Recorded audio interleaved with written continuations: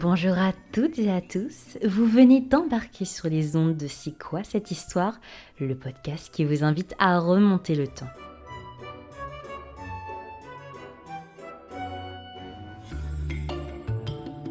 Bienvenue sur les ondes de C'est quoi cette histoire, quel bonheur de vous retrouver dans ce nouvel épisode, toujours en compagnie de notre experte préférée. Bonjour Noémie, comment vas-tu ? Bonjour, ça va très bien et toi ? Mais ça va très bien, merci beaucoup.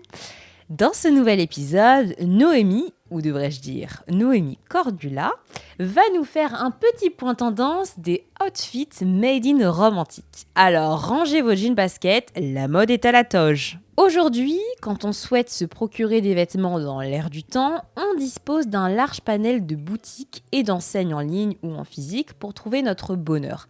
Est-ce qu'en romantique, on se rendait également dans des magasins spécialisés dans l'habillement ? Et surtout, est-ce que le prêt-à-porter existait déjà ? Bien loin de nos jeans et t-shirts actuels, les Romains portaient malgré tout également des vêtements divers et variés, différents pour les hommes et pour les femmes. La plupart des vêtements étaient simples dans leur structure et dans la forme de base, mais tout a été produit à la main et les processus requièrent des compétences, des connaissances et du temps. De nombreuses boutiques proposent des vêtements, des étoffes pour fabriquer des habits ou bien des teintures, des chaussures, etc. Et donc là, je vous renvoie à l'épisode précédent sur le shopping. Commençons notre tour d'horizon de la mode en romantique en nous intéressant aux vêtements féminins. Que portaient nos amies les Romaines ? Alors, concernant les vêtements féminins, on va commencer avec la stola. Donc la stola est une robe de laine blanche, ample, aux plis épais et bordée d'un volant brodé. Elle est serrée à la taille et tombe jusqu'aux pieds. Elle est portée sur une chemise appelée la tunica. Seules les femmes nées libres pouvaient la porter. Et donc au début du 1er siècle après Jésus-Christ, la stola n'est plus portée qu'à l'occasion des cérémonies officielles. Donc la tunica qu'on vient d'évoquer est un terme qui désigne à la fois une chemise qui arrive à mi-genou, donc la même tunique que pour les hommes, mais aussi une tunique droite et longue, un peu comme une robe. Les robes romaines peuvent parfois même être sans manches. Si dans un premier temps les robes sont blanches, progressivement elles se colorent. Différentes couleurs sont utilisées, le bleu, le rose, le violet, le jaune vif, le safran, l'ocre brun, donc toute une gamme chromatique intéressante. Les riches romaines portent parfois des vêtements pourpres dont la production est très coûteuse. Des jeux de transparence sont parfois obtenus par l'utilisation de tissus vaporeux, type des mousselines, pour les manches notamment. Et certaines colorations imitent des matières particulières. Le cumatil, par exemple, produit un chatoiement vert, bleu et blanc. Le plumatil, quant à lui, est constitué de taches colorées qui imitent le plumage d'un oiseau. Les tissus peuvent être en laine, mais la laine décline sous l'Empire puisqu'elle est considérée comme une matière pauvre à Rome. Pourtant, elle reste très prisée chez nos amis les Gallo-Romains. Les vêtements peuvent également être en lin ou arborer des brocarts, des mousselines transparentes, des fils d'or, des soieries, etc. Les vêtements peuvent également être agrémentés de franges ou encore de galons. Et on utilise une fibule, donc une sorte de grosse agrafe à vêtements, pour retenir un pan du vêtement avec les extrémités de ce tissu. Les femmes portent parfois aussi un manteau appelé le pallium, dont un pan drapé peut servir à se couvrir la tête, ou encore une paenula, manteau à capuche également porté par les hommes. Et donc concernant les sous-vêtements, vous vous posez très certainement la question. Le strophium est une bande de tissu qui fait office de soutien-gorge. Une mosaïque découverte à la Villa Casale en Sicile montre d'ailleurs des romaines portant des ensembles de pièces, l'équivalent de nos bikinis. Passons à présent dans les rayons pour hommes. Et oui, excusez-nous, c'est un peu genré cette histoire. Que portaient nos amis les Romains ?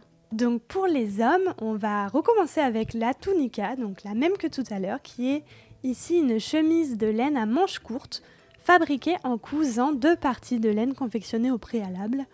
Cette tunica descend jusqu'au genou et elle est parfois resserrée à la taille par une ceinture, le cingulum. Elle est la tenue des hommes de conditions modestes, donc les paysans, les artisans et les esclaves. La toga est portée par les citoyens romains par-dessus la tunica. La toge, donc, se porte drapée, un pan est enroulé sur l'épaule et sur le bras gauche. Le côté droit est laissé plus libre. Et donc un large pli appelé sinus se dessine et va former une sorte de poche. Cette toge tombe jusqu'aux pieds, elle est généralement en laine écrue et n'a pas de couture. Le port de la toge est d'ailleurs interdit aux non-citoyens et aux étrangers. C'est donc le reflet d'un statut social à travers le vêtement. Différents types de toges sont connus. Donc, pour commencer, la toge virile, appelée toga virilis, c'est la toge courante. À 17 ans, le jeune romain, l'adolescens, est considéré comme un homme et peut porter la toge virile. La toga prétexte, toga praetexta, est portée par les enfants et les hauts magistrats, donc les sénateurs. Les magistrats ne portent cette toge que lors des cérémonies publiques, et donc cette toge est bordée d'une bande pourpre. La toge des élections, quant à elle, est appelée toga candida. Elle est portée par les hommes qui se présentent à une élection, et cette toge est blanchie à la craie. Elle est d'un blanc éclatant, candida, mot qui donne le nom français candidat. La toge du deuil, toga pula, est une toge brune, alors que la toge des augures, toga lutea, est de couleur safran. La toge du triomphe, toga picta, est la toge réservée aux généraux triomphateurs et à l'empereur, et celle-ci est pourpre bordée d'or. Et donc pour finir, la trabée, donc trabea, est la toge d'apparat. Lorsqu'elle est pourpre, elle est portée par les statues des dieux et des empereurs. Lorsqu'elle est couleur safran, elle est portée par les augures, prêtres chargés d'interpréter les phénomènes naturels considérés comme des présages. Et donc lorsqu'elle est blanche à bandes pourpres, elle est portée par les consuls lors de fêtes publiques. Cette toge mesure jusqu'à 5 mètres de long lorsqu'elle est dépliée. Quel type de chaussures portait-on, si on portait des chaussures d'ailleurs ? Alors effectivement, on portait des chaussures et une grande variété de chaussures a d'ailleurs été découverte en fouilles archéologiques. Elles sont généralement dérivées de modèles grecs appelés les hippodémata. Ce sont des chaussures qui montent jusqu'au milieu de la jambe et qui recouvrent entièrement le pied.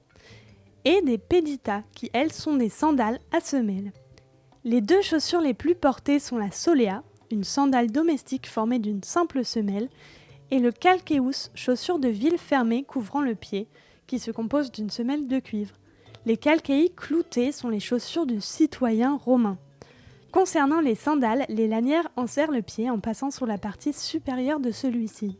Une lanière entoure aussi l'arrière du pied en contournant le talon et le maintient assis dans la chaussure. Ces chaussures laissent le pied en partie à découvert. D'autres types de chaussures sont également connus. Donc la baxa est une sandale en végétaux, notamment du papyrus qui est portée par les intellectuels. La carbatina est une chaussure de paysan fabriquée en une seule pièce de cuir. La caliga est la chaussure des soldats, alors que la crépida est utilisée par les acteurs. La pero est une botte pour les travaux agricoles. Et les sculponae sont des chaussures rustiques que Caton recommande d'ailleurs de fournir tous les 2 ans à ses esclaves lorsqu'ils travaillent au champ. Est-ce qu'il existait des chaussures à talons ? Alors, des chaussures à talons n'ont pas été découvertes en fouilles archéologiques et on n'en connaît pas non plus de représentation iconographique à ma connaissance. Donc personnellement, je répondrais non. Après, c'est effectivement un sujet qui reste à creuser. Passons à présent à la mise en beauté et aux accessoires. Et oui, je sais, ça fait très reine du shopping cette histoire. Comment est-ce que les Romains et les Romaines se coiffaient et quel type de bijoux portaient-ils ? Lorsqu'elles sortent, les Romaines protègent parfois leur chevelure d'un voile transparent, particulièrement lorsque la coiffure est sophistiquée. Concernant la coiffure d'ailleurs, je vous renvoie à l'épisode consacré au shopping, puisqu'on y avait évoqué le coiffeur, et que donc pour les femmes, il s'agissait en fait d'une esclave ou d'une personne qui était réservée à la coiffure. Et les coiffures suivent généralement les modes qui sont lancées par les impératrices. On peut donc suivre les modes capillaires à travers les portraits impériaux dans les musées. Amusez-vous à parcourir les salles de portraits et à observer les coiffures qui évoluent au fil du temps. Concernant les couvre-chefs, on peut porter une mitra, une sorte d'écharpe munie à ses 2 extrémités de cordons servant à la nouer. Les femmes âgées ou les personnes de santé délicate portent un palliolum qui est une pièce d'étoffe carrée, pliée en 2 et ajustée sur la tête à la manière d'un voile ou d'un bonnet. Et il existe ensuite le reticulum, une sorte de résille qui enferme les cheveux. Au sujet des bijoux, on remarque un attrait fort pour les pierres précieuses. C'est toujours le cas aujourd'hui d'ailleurs, notamment pour l'émeraude et pour les perles. Les femmes fortunées portent des bijoux précieux, donc des diadèmes, des boucles d'oreilles, des colliers, des bracelets. D'ailleurs, les bracelets peuvent également être portés aux jambes, et donc des bagues qui vont être portées à tous les doigts et à tous les niveaux de phalanges. Les bracelets serpentiformes rappellent la connotation positive qu'avait le serpent à l'époque. Et donc peut-être que vous les visualisez parce qu'ils sont souvent représentés, que ce soit dans des BD ou dans des représentations grand public du monde romain. Les hommes portent également des bagues qui marquent pour eux leur appartenance à l'ordre équestre. Les amulettes sont également nombreuses et parmi les pendentifs, les bijoux en forme de phallus sont portés par tous puisque le phallus a une connotation très positive, il est censé chasser le mauvais œil. Les garçons portent autour du cou la boula, un petit collier de cuir ou de métal dans lequel on place des amulettes pour les protéger. Je saurais quoi offrir à présent à mes amis garçons. Merci beaucoup pour cette idée cadeau, Noémie. C'est une blague, bien sûr. Et restez bien connectés, dans un autre épisode, nous reviendrons plus en détail, non pas sur les phallus, mais sur les secrets beauté des Romains et des Romaines. Comment s'habillait-on d'une classe sociale à une autre ? Est-ce que les Romains utilisaient certains marqueurs pour signifier leur appartenance à une catégorie précise, voire à une fonction ? Les vêtements sous la Rome antique distinguent les différentes classes sociales. Donc les plébéiens portent une tunique qui est souvent sombre et faite d'un matériau peu coûteux ou de laine fine, alors que les patriciens vont porter une tunique blanche en lin ou en laine de plus haute qualité, voire même en soie qui est un tissu très rare pour l'époque. Les chaussures indiquent également un statut social. Donc pour l'exemple, les patriciens portent des sandales rouges très chères avec des ornements ou encore des chaussures rouges appelées des calcei mulei, alors que les plébéiens portent des sandales en cuir, souvent usées. Il y a également un vêtement spécifique pour les sénateurs et les magistrats. Les sénateurs portaient une tunique avec des rayures violettes appelée la tunica laticlavi. Le violet était une couleur très chère à l'époque. Les magistrats, eux, portent un autre genre de tunique appelée tunica angusticlavi. Les généraux portent la toga palmata, etc. Donc, comme on l'a vu tout à l'heure, je ne vais pas m'étendre plus sur le sujet, mais la toga est un indicateur de statut également. Il est interdit aux esclaves de porter la toge, qui ne pouvait être portée que par les citoyens romains. Il est également interdit aux plébéiens de porter la toge réservée aux patriciens. Le pantalon est considéré quant à lui comme un vêtement porté par les Perses ou par les barbares de Germanie. Toutefois, il commence à être porté au sein de l'Empire romain d'Occident vers la fin de l'Empire, ce qui est considéré par certains comme un signe de décadence. Les chaussures également marquent un statut social. Donc, les semelles en argent ou en or massif sont réservées aux riches patriciens. Les sabots ou souliers à semelles de bois sont, elles, réservés aux plébéiens, alors que les esclaves doivent enduire leurs pieds nus de craie ou de plâtre. Pour les femmes, lorsque la coiffure est l'œuvre d'une coiffeuse, qu'on appelle ornatrix, elle devient à son tour le symbole d'une existence particulièrement luxueuse. Donc en fait, le vêtement en Rome antique est un véritable marqueur social.